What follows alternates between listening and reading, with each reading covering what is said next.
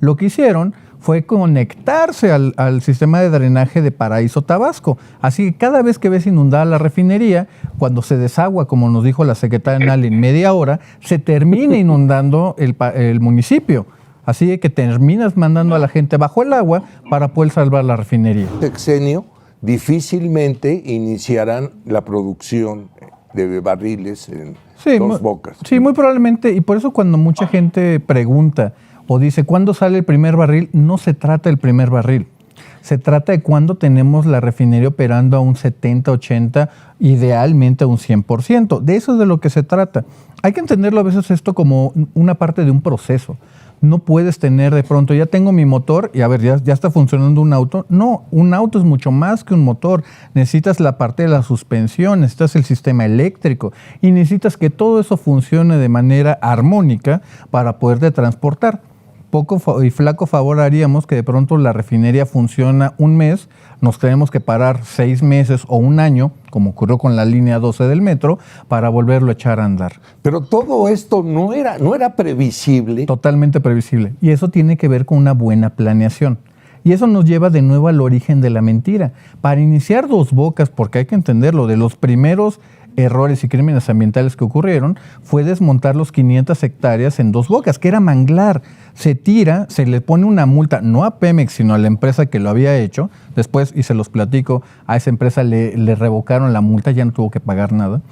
Y después justamente se trajeron los planos que estaban justamente para la refinería de Tula, los trasplantaron para Dos Bocas. Uno de los elementos, ahorita que haces eso, Luis, uno de los elementos, el propio terreno que tenía Dos Bocas no alcanzaba, o sea, genuinamente no cabía la refinería. Se utilizó precisamente a la empresa de Van Orf, una empresa holandesa que estaba haciendo el rompeolas, para que con el dragado, lo que iba sacando de tierra, rellenara el terreno para que alcanzara. Eso es lo que estamos viendo en lo que es la conjunción entre la terminal marítima de Dos Bocas, que es el extremo norte, con el extremo norte de la refinería. ¿Y sobre las lluvias? Las lluvias es simplemente un proceso. Como no se hizo este levantamiento de 2.1 metros, todo eso termina cayendo y cayendo. Y ahí, qué bueno que me hiciste esa pregunta, Pepe, por una razón. Uno de los atajos documentados que tiene la refinería es que no tiene un sistema hidráulico, no tiene desagüe. Porque el desagüe, en lugar de que vaya hacia el mar o si vaya hacia la laguna... No tiene porque se les pasó. Ahí te va. Porque eso requiere mucho tiempo, sobre todo en la planeación y ejecución de obra hidráulica. Lo que hicieron fue conectarse al sistema de drenaje de Paraíso Tabasco. Así que cada vez que ves inundada la refinería, cuando se desagua, como nos dijo la secretaria Nal, en media hora, se termina inundando el municipio. Así que terminas mandando a la gente bajo el agua para poder salvar la refinería. Y aunado, acá hay 25,000 gentes de población flotante que han llegado a Paraíso Tabasco. Es un tráfico tremendo, todo lo tienen que improvisar. Cuando se echa a andar la refinería, estas gentes van a evacuar, van a abandonar, van a salir. Además, otra cosa, Pepe. ¿No? Al final de la administración de este pobre señor. Y en cualquier gobierno responsable, y fíjense, les voy a hablar de un gobierno que actuó con responsabilidad, aunque ustedes no lo crean, fue al final de la administración del presidente Enrique Peña Nieto. Al final de la administración de Peña Nieto tenía en Hacienda unos extraordinarios asesores. Había management en la Secretaría de Hacienda. Y le dijeron al presidente, están bajando los ingresos fiscales. Si nosotros seguimos gastando a este ritmo como gobierno, vamos a terminar el sexenio con una crisis económica tremenda. Esto hizo que el gobierno federal empezara a bajar sus gastos. Pasan 6 años, estamos viendo el mismo ciclo, lo estamos viendo en este momento. En Hacienda se está empezando a reportar serios huecos fiscales. Es decir, la expectativa de ingreso por la vía del contribuyente empieza a ser menor, a tener un paulatino descenso. ¿Por qué? Porque ha habido muchas empresas que no superaron el COVID, porque ha habido muchas startups que no han funcionado, por lo que ustedes quieran. Y el gobierno, ahora con López Obrador, tiene el mismo consejo. tenemos que bajar el ritmo de gasto de aquí al 2024. Pero López Obrador, como dice Sarita Dolce, que hace a todos codependientes, Rogelio Ramírez de la O, pues es un hombre que debió de haber renunciado hace, bueno, yo creo que al día siguiente de que tomó la cartera de Hacienda, va a disciplinarse al presidente. El presidente va a desoír el consejo de que se le deje al gobierno una especie de descanso para que al final del sexenio no termine en una crisis económica brutal, y vamos a llegar al final con una crisis tremenda, porque el gasto va a seguir. Vamos a tener que llegar a ver el esfuerzo final de López Obrador por acabar Dos Bocas a como toque, que no va a poder, ya por lo que dice Gonzalo, y por acabar el Tren Maya, que el último que vimos funcionando venía siendo empujado por un retroexcavador. Es decir, se le va a meter el acelerador a estas dos obras y algunas otros pendientes que tiene el presidente, entre ellos los programas asistencialistas, etcétera. Entonces, el gasto va a ser brutal, la crisis fiscal va a ser más que evidente, y vamos, y esto es lo que veo, vamos a terminar el 2024 con una crisis económica similar a la crisis del 94, con la única diferencia de que hoy tenemos reservas en Banco de México muy diferentes a las que hubo en el 94, pero desde el punto de vista funcional, pienso que el gobierno va a llevarnos a una crisis tremenda para el final de esta administración, y vamos a acabar con crecimiento cero en un sexenio completo. Este va a ser el final de la fiesta. Paradójicamente van a incrementar las pensiones para adultos a partir del 2024, año de elecciones, porque las finanzas son bollantes. Verónica, ahora sí ni caso te hemos hecho. No, ya estamos leyendo aquí. ¿Cómo vamos hoy? Pues estamos leyendo los resultados de la encuesta de Sarita. A ver, les voy a decir. A ver. En un 92%, sorprendente 92%. Bien parejo, ¿verdad? Bien parejo.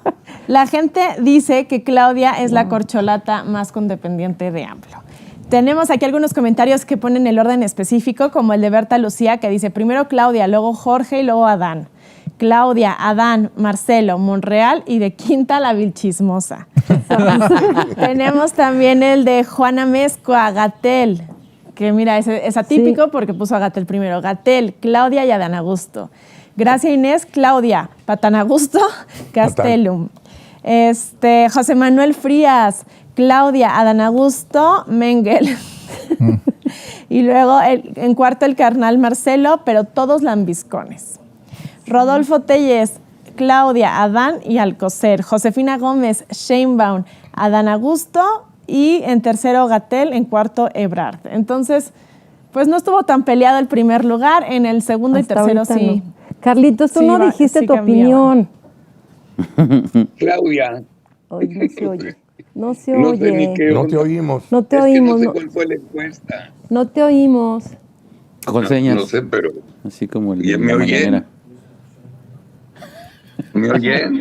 Ah, ya. Ya. Ahí está. Charlie, Es que yo no sé cuál fue la encuesta. Ah. Ah. O sea, te No vio el- levantaste no vio el tarde, programa desde el ¿verdad? principio. pero No, dile rápido. La cápsula No se me trató. puedes- La cápsula se trató de quién es más codependiente, luego la ves completa. Y entre los nominados, como esta casa de los famosos políticos, tenemos a Claudia Sheinbaum, a Adán Augusto, Marcelo Ebrard, López-Gatell o Alcocer. Entonces le pedimos a la gente que nos dijera quién creen que muestra más codependencia con López Obrador de estos 5 y el orden, que nos dijeran cuál es su orden. Mira, yo lo veo muy fácil. El señor Alcocer no existe, ni se vale madre. Empatan los 4. Sí. Sí. ¿Es un empate técnico? Ok, sale. Sí. Pero las encuestas nos están diciendo que Por 92% insaculación. Claudia. Porque voy a hacer una segunda parte de esta cápsula con el o la ganadora. Entre todos los mexicanos y mexicanas y mexicanes. ¿Ok? Ahí está. Perfecto, perfecto. Qué bien te ves, Carlos, Gonzalo. vestido de De Barbie. Barbie. Mandé. Te ves muy bien en tu estilo Barbie. Sí. Oye, Gonzalo, es que es una pregunta. Yo me acuerdo en el último programa que tuviste, no el de la semana pasada, dijiste que faltaban 40,400 cuatrillones de dólares porque no han construido la estación de tren que es la que iba a carrear, no sé si los barriles de petróleo a no sé dónde, y que ni siquiera estaba empezándose a construir. Algo así dijiste, me acuerdo. ¿Qué fue y cómo va? Eso es una interesante, Carlos, y era cómo va a ser alimentada la refinería. Y la refinería, hay que recordarlo, está prácticamente al lado de la terminal marítima de Dos Bocas. Es muy importante esa terminal porque gran parte de la producción de la sonda de Campeche, de los campos marinos, cae precisamente esa parte. Una parte se va al buque marino que tenemos ahí estacionado, el Yunca Cafnaf, el Señor del Mar, y a partir de ahí se exporta. Una hacia la parte de una monoboya en Cayo Arcas y también se exporta. Pero lo que se manda al Sistema Nacional de Refinación llega precisamente ahí a Dos Bocas. En un principio, Pedro hablaba justamente de estos problemas de logística y vale la pena incluso hablar un poquito de ellos. Esa refinería es alimentada por el petróleo que viene de ahí y hacia dónde y cómo lo mandamos. La secretaria Nale literalmente le dio muchas vueltas y en un principio dijo, bueno, nos vamos a interconectar con el poliducto que va de Minatitlán hacia el centro del país, ese que pasa por el Triángulo Rojo del Huachicol, la parte de Puebla, Veracruz, ahí es donde está ese concentrado. Después la secretaria se dio cuenta que le iban a huachicolear su obra maestra y entonces habló de mandar pequeñas barcazas desde Dos Bocas para inyectarlas en Tuxpan y bajarlas por un ducto privado hacia Tula, que sería el centro del país.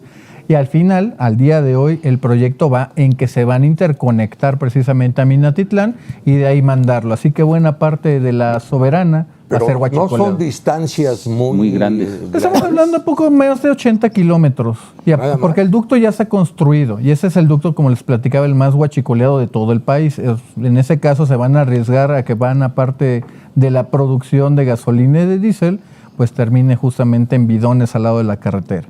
Okay. Yo tengo una pregunta, Gonzalo.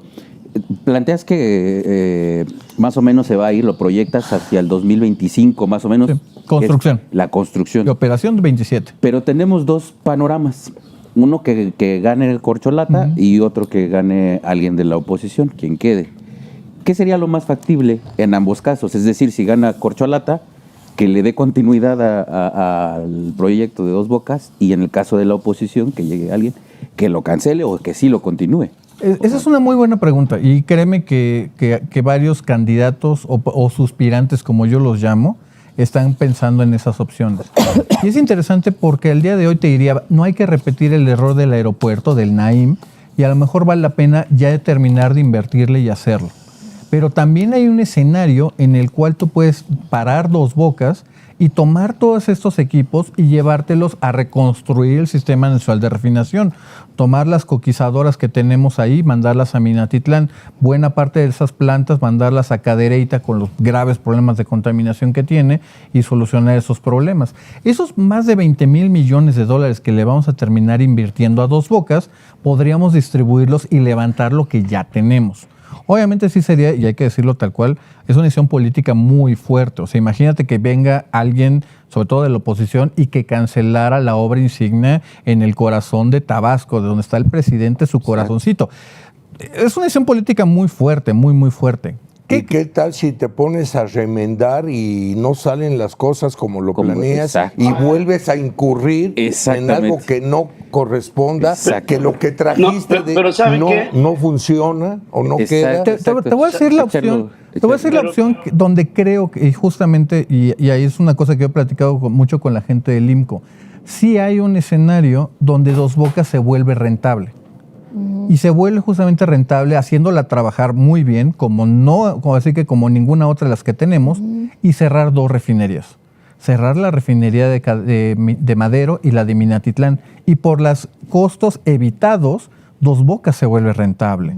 Obviamente, eso hay que decirlo de nuevo, es una decisión política muy complicada. Y técnica también. Sí. En la parte técnica es lo más sencillo.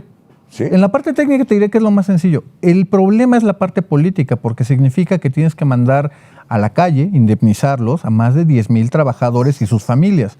No es una decisión que se puede tomar a la ligera, pero se tiene que pensar en un largo plazo si es la opción que mejor corresponde. Bueno, sería darle sepultura. Pero Pedro, a ver. Es que miren, les quiero hacer ver que el problema, me gustaría verlo desde arriba, un poquito más macro, porque al final de esta administración vamos a pensar sobre el planteamiento que hizo Luis, se me hace muy interesante. Yo diría, bueno, vamos a poner un escenario. Yo creo que el Morena no gana ni en feria en este momento. Y como están las cosas y como estarán para las elecciones, estoy seguro que va a ganar la oposición. Ese es mi escenario. Ahora, si gana la oposición, ¿qué es lo que tendrían que hacer? No solamente con Dos Bocas, sino qué se tendría que hacer con las obras magnas del presidente. Es decir, el problema aeroportuario persiste. El problema con el Tren Maya, por supuesto que persiste. El problema de Dos Bocas persiste. Tendría que hacerse una evaluación y ahí yo invitaría no solamente al INCO, sino invitaría a muchas otras entidades financieras a que se hicieran proyectos de factibilidad para ver qué es lo que se tendría que hacer con estos 3 proyectos. En Felipe Ángeles, creo que lo más sensato que podríamos hacer sería echar a andar el aeropuerto que se inundó. Después, en el Tren Maya, habría que darle una solución económica que fuera la menos dañina y costosa desde el punto de vista de la naturaleza y desde el punto de vista financiero. Y en el término de Dos Bocas, muchas de las soluciones que está dando Gonzalo sí podrían ser paralelas, pero tendría que haber en todas, creo, la necesidad de invertir dinero que no fuera de dinero que saliera del Estado. Valdría la pena, después de hacer evaluaciones financieras, económicas y de sus consecuencias, invitar al sector privado a proyectos viables que sacaran adelante estas tonterías y estas ocurrencias que trajo este sexenio. Eso es como yo lo estaría viendo. Realmente nos estamos anticipando a un escenario que sí sería como rectificar.